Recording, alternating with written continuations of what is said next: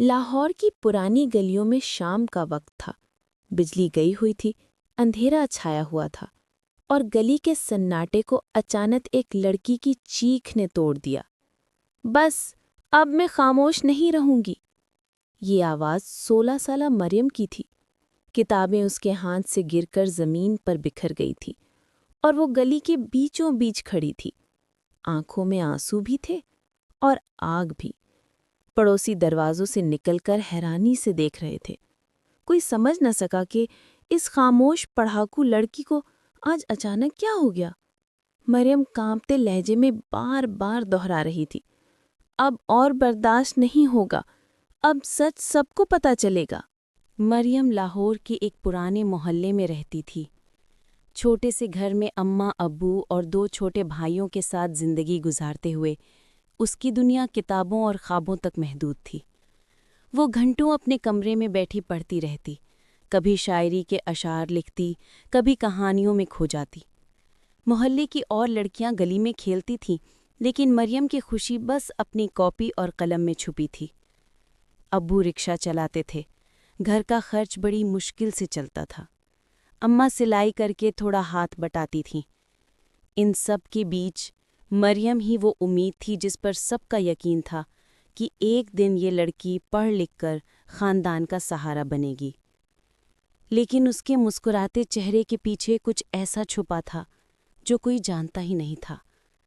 मोहल्ले के लोग उसे नेक, खामोश और मासूम कहते, मगर दिल के अंदर एक ऐसा तूफान फैल रहा था जो अब फटने ही वाला था। एक दिन स्कूल से वापसी पर मरियम घर आ रही थी।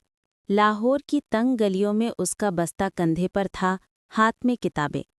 वो हमेशा की तरह जल्दी जल्दी कदम बढ़ा रही थी कि अचानक एक नामानूस सी आवाज़ ने उसे रोक लिया। मरियम, ज़रा सुनो तो। मुड़कर देखा तो मोहल्ले का ही एक लड़का, आसिफ, दीवार के साथ टेक लगाए खड़ा था। वो अक्सर गली में लड़कों के साथ वक्त गुजारता और लड़कियों को छेड़ने की शोहरत रखता था। मरियम ने कदम तेज कर दिए, मगर आसिफ रास्ते में आ गया। उसने कहा, किताबों में ही खोई रहोगी या कभी मुस्कुरा भी दोगी? मरियम के दिल की धड़कन तेज हो गई। वो डरी हुई आवाज़ में बोली, रास्ता दो, मुझे देर हो रही है। आसिफ ने कहकहा लगाया और पीछे हट गया, लेकिन जाते जाते उसकी नज़र ऐसी थी जो मरियम के दिल पर बोझ डाल गई। उस दिन के बाद मरियम हर रोज़ इस गली से गुजरते हुए खौफ महसूस करने लगी। किताबों की मोहब्बत और मुस्तकबिल के ख्वाबों के बीच एक अनजाना सा साया उसकी ज़िंदगी पर छाने लगा। इस वाक़े के बाद मरियम की ज़िंदगी बदलने लगी। वो जो स्कूल जाते हुए गलियों के रंग देखती थी, अब उन्हीं गलियों से डरने लगी। किताबों में डूब जाने वाली लड़की अब रास्ते में हर साए से चौंकने लगी। कभी लगता कोई पीछे आ रहा है, कभी लगता जैसे कोई देख रहा हो। लाहौर की भीड़ भाड़, शोर शराबा, गलियों में मोटरसाइकिलों के हॉर्न, सब कुछ अब उसके लिए खौफ की अलामत बन गए थे। घर आकर वो सब कुछ छुपाती। अम्मा पूछती, बेटी, आज इतनी खामोश क्यों हो? वो बस मुस्कुरा देती और कह देती, थक गई हूं अम्मा। लेकिन रात को वो अपने बिस्तर पर जागती रहती। किताबें खुली होती, मगर अल्फाज आंखों से ओझल। एक अनजाना सा खौफ, एक बोझ उसकी सांसों पर छा गया था। एक दोपहर स्कूल से वापसी पर गली सुनसान थी। गर्मी की शिद्दत में लोग घरों के अंदर छुपे बैठे थे। मरियम हाथ में किताबें लिए तेज कदमों से घर की तरफ बढ़ रही थी कि अचानक आसिफ एक दीवार के पीछे से निकल आया। उसके हाथ में कोल्ड ड्रिंक की बोतल थी।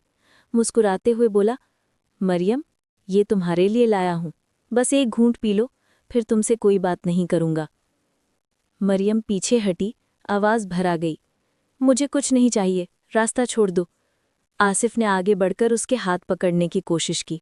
मरियम ने झटके से खुद को आज़ाद किया और चीख मार दी। इस अचानक चीख से करीबी घर की खिड़की खुल गई। आसिफ घबरा गया और जल्दी से भाग निकला, मगर जाते जाते उसने मुड़कर एक ऐसी नज़र डाली जिसने मरियम के दिल को मज़ीद दहला दिया। वो दिन मरियम के लिए फैसला कुन था। उसे लगा कि अगर वो खामोश रही तो शायद ये सब बढ़ता ही जाएगा, लेकिन वो अब भी डरी हुई थी। कहीं आवाज़ उठाई तो इल्ज़ाम उसी पर न आ जाए। آصف کے اس رویے کے بعد مریم کے دل پر خوف اور غصہ دونوں بڑھ گئے۔ گھر میں وہ اب اور بھی خاموش رہنے لگی۔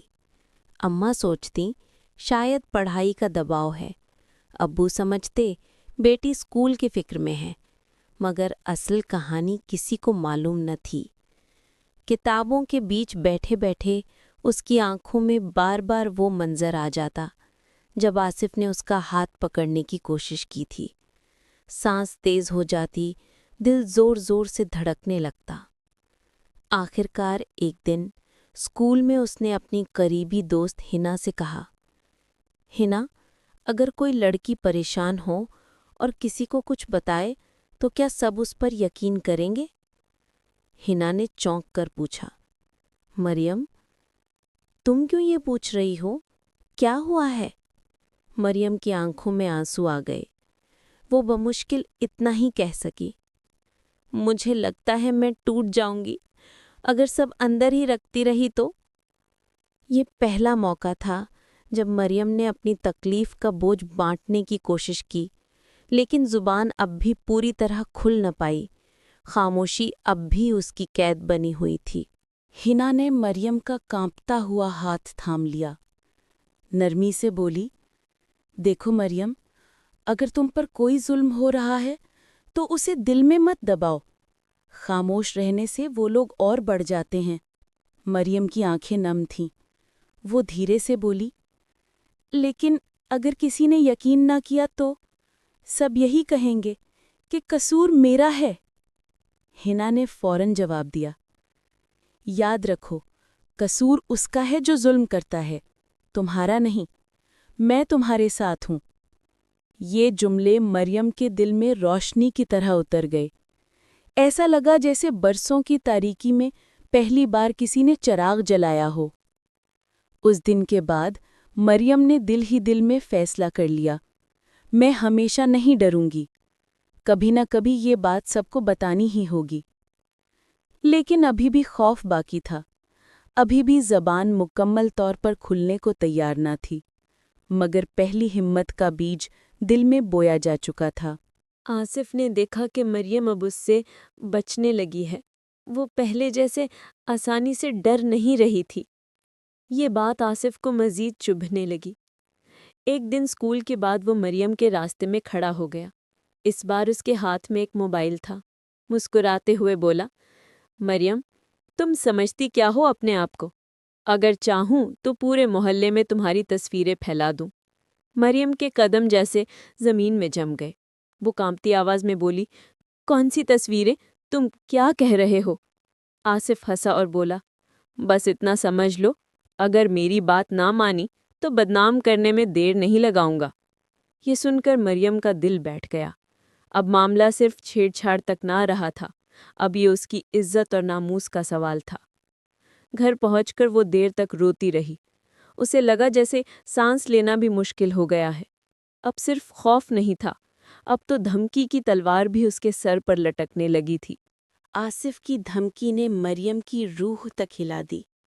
وہ ساری رات جاگتی رہی، آنکھوں میں آنسو، دل میں خوف۔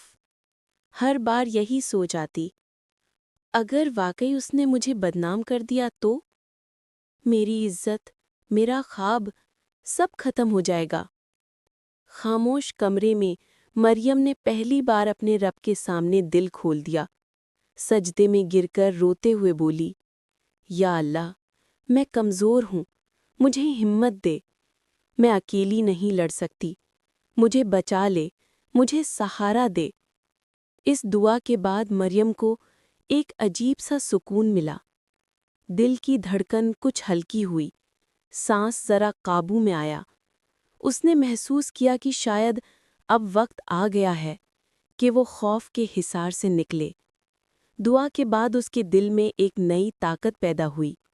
ابھی سب کچھ ٹھیک نہیں ہوا تھا، لیکن اس کے اندر یقین کی ایک کرن ضرور جاگی تھی۔ اگلے دن اسکول میں مریم کے چہرے پر تھکن اور خوف صاف چھلک رہا تھا۔ ہنا نے دیکھتے ہی پوچھا، مریم، کچھ چھپا رہی ہوں مجھ سے؟ یہ آنکھیں سب کہہ رہی ہیں۔ مریم کی ہمت ٹوٹ گئی۔ اس نے لرزتی ہوئی آواز میں سارا حال سنا دیا۔ آصف کی گھات لگانا، چھیڑنا، ہاتھ پکڑنے کی کوشش اور پھر وہ خوفناک دھمکی۔ بولتے بولتے مریم کی آنکھوں سے آنسو بہہ نکلے۔ وہ کہنے لگی، ہنا، اب میں جینا نہیں چاہتی، یہ بوجھ برداشت سے باہر ہے۔ ہنا نے مضبوط لہجے میں کہا، نہیں مریم، تمہیں ہار ماننے کی اجازت نہیں ہے۔ یہ وقت ہے ظلم کے خلاف کھڑے ہونے کا، اور یاد رکھو میں تمہارے ساتھ ہوں۔ یہ سن کر مریم کو لگا جیسے کسی نے اس کے کندھوں کا بوجھ بانٹ لیا ہو۔ وہ پہلی بار تھوڑا ہلکی ہوئی، لیکن ساتھ ہی یہ سوال اس کے دل میں بار بار گونجنے لگا، کیا میں واقعی سب کے سامنے سچ بول سکتی ہوں؟ ہنا نے مریم کو اسکول کی کینٹین کے ایک کونے میں بٹھایا۔ آس پاس شور شرابہ تھا، لیکن ان دونوں کی باتوں میں سنجیدگی اور خوف بھرا سکوت تھا۔ ہنا نے دھیرے سے کہا، مریم، صرف رونے اور ڈرنے سے کچھ نہیں ہوگا، تمہیں عملی قدم اٹھانا ہوگا۔ مریم نے حیرانی سے پوچھا، لیکن کیسے؟ کس پر یقین ہوگا؟ سب تو مجھے ہی الزام دیں گے۔ ہنا نے اس کا ہاتھ دبایا اور اعتماد سے کہا، اگر تم اکیلی کھڑی ہو تو شاید لوگ شک کریں، لیکن اگر ثبوت ہو، اگر آوازیں اکٹھی ہوں، تو پھر کوئی تمہیں جھوٹا نہیں کہہ سکے گا۔ یہ سن کر مریم کے ذہن میں ایک نئی راہ کھلنے لگی۔ وہ سوچنے لگی کہ کیا واقعی وہ ثبوت اکٹھا کر سکتی ہے؟ کیا وہ اپنے خوف کو ہمت میں بدل پائے گی؟ اسی لمحے ہنا نے کہا، یاد رکھو، خاموشی ظالم کو طاقت دیتی ہے، اور آواز مظلوم کو انصاف۔ ہنا کی باتوں نے مریم کے دل میں ایک نیا عزم جگا دیا۔ اب وہ صرف خوف میں جینے کے بجائے کچھ کرنے کا سوچ رہی تھی۔ اس نے فیصلہ کیا کہ آصف کے رویے کو ثابت کرنا ضروری ہے۔ چند دن بعد جب وہ اسکول سے واپس آ رہی تھی تو اس نے اپنے بیگ میں موبائل کا ریکارڈر آن کر دیا۔ جیسا کہ مریم کو لگا تھا، آصف پھر راستے میں آ گیا۔ اس بار بھی اس نے گھٹیا جملے کسے اور دھمکی دی کہ میری بات نہ مانی تو پورے محلے میں بدنام کر دوں گا۔ مریم کے قدم کانپ رہے تھے، مگر اس کا ہاتھ بیگ کے اندر ریکارڈر پر مضبوطی سے جما رہا۔ جب وہ گھر پہنچی تو ریکارڈنگ سنی۔ آصف کی آواز صاف سنائی دے رہی تھی۔ اسے لگا جیسے اس کے ہاتھ میں ایک ہتھیار آ گیا ہو۔ پہلی بار اس نے اپنے آپ کو بے بس نہیں بلکہ طاقتور محسوس کیا، لیکن ساتھ ہی یہ سوال بھی دل میں آیا کہ اب اس ریکارڈنگ کا کیا کروں؟ کس پر بھروسہ کروں؟ مریم نے کئی دن وہ ریکارڈنگ اپنے پاس چھپائے رکھی۔ ہر رات بستر پر لیٹتے ہوئے سوچتی، کاش اماں کو سب بتا دوں، کاش ابو میرا یقین کر لیں۔ لیکن ساتھ ہی ایک خوف بھی تھا، اگر سب نے یہ کہا کہ قصور میرا ہے، اگر انہوں نے مجھے ہی خاموش رہنے کو کہا تو؟ ایک رات مریم نے آئینے میں خود کو دیکھا۔ اس کے چہرے پر تھکن، آنکھوں میں آنسو اور ہونٹوں پر کپکپی تھی۔ وہ خود سے سرگوشی کرنے لگی، اگر میں نہیں بولی تو کل میری چھوٹی بہنوں کے ساتھ بھی یہی ہو سکتا ہے۔ میں خاموش رہی تو یہ ظلم بڑھتا ہی جائے گا۔ یہ سوچ کر اس کے دل میں ہمت پیدا ہوئی۔ اس نے تہیہ کر لیا کہ سچ چھپانا اب ممکن نہیں، چاہے سب کچھ کھو جائے مگر وہ آواز ضرور اٹھائے گی۔ اس رات مریم نے پہلی بار سکون سے آنکھیں بند کیں، کیونکہ فیصلہ ہو چکا تھا، اب سچ کو سب کے سامنے آنا ہی تھا۔ وہ شام عام دنوں جیسی تھی۔ ابو تھکے ہارے رکشہ چلا کر واپس آئے۔ اماں سلائی مشین پر بیٹھی تھی اور چھوٹے بھائی کھیل رہے تھے۔ مریم کے دل کی دھڑکن تیز تھی۔ اس نے ہمت باندھی اور کہا، اماں، ابو، مجھے آپ سے ایک ضروری بات کرنی ہے۔ سب چونک کر اسے دیکھنے لگے۔ مریم کی آواز کانپ رہی تھی مگر وہ بولتی گئی۔ اس نے آصف کی چھیڑ چھاڑ اور اس کی دھمکیاں اور ہر ظلم بیان کر دیا۔ بولتے بولتے آنکھوں سے آنسو بہتے رہے لیکن زبان نہیں رکی۔ پھر اس نے بیگ سے موبائل نکالا، ریکارڈنگ چلائی۔ آصف کی گندی باتیں کمرے میں گونجنے لگی۔ ابو کے چہرے پر غصہ ابھر آیا، اماں کی آنکھوں میں آنسو تھے۔ چھوٹے بھائی خوف سے ایک دوسرے کو دیکھ رہے تھے۔ کمرے میں بوجھل خاموشی چھا گئی۔ پھر ابو نے مضبوط لہجے میں کہا، بیٹی، تم نے صحیح کیا، یہ وقت ہے سچ کو سب کے سامنے لانے کا۔ اس جملے کے ساتھ مریم کے دل کا بوجھ ہلکا ہو گیا۔ اسے پہلی بار لگا کہ وہ اکیلی نہیں ہے۔ ابو نے اگلے ہی دن فیصلہ کر لیا، آصف کے خلاف کارروائی ہونی چاہیے۔ گھر والے سب کے سب مریم کے ساتھ کھڑے تھے۔ پولیس اسٹیشن جانا آسان نہیں تھا۔ پڑوس والے کیا کہیں گے؟ رشتہ دار انگلیاں اٹھائیں گے۔ لیکن مریم نے ابو کا ہاتھ پکڑ کر کہا، ابو، اگر ہم ڈر گئے تو اور بیٹیاں برباد ہوں گی۔ یہ الفاظ ابو کے دل میں اتر گئے۔ وہ بیٹی کو ساتھ لے کر تھانے پہنچے۔ شکایت درج ہوئی، آصف کو گرفتار کیا گیا۔ مگر یہ کہانی یہیں ختم نہیں ہوئی۔ مریم کے سامنے اب ایک نیا سفر تھا۔ عدالتوں کے چکر، گواہیوں کے دباؤ اور سماج کی کڑوی باتیں۔ مگر مریم بدل چکی تھی۔ وہ وہی خاموش لڑکی نہیں رہی تھی۔ اب وہ جانتی تھی کہ آواز اٹھانا ہی سب سے بڑی طاقت ہے۔ کہانی یہیں رکتی ہے۔ آصف کا انجام کیا ہوگا، عدالت کیا فیصلہ دے گی، یہ سب وقت طے کرے گا۔ مگر ایک بات طے ہو گئی تھی۔ لاہور کی گلیوں میں اب ایک لڑکی اور مضبوط ہو چکی تھی جو اوروں کے لیے روشنی بن سکتی تھی۔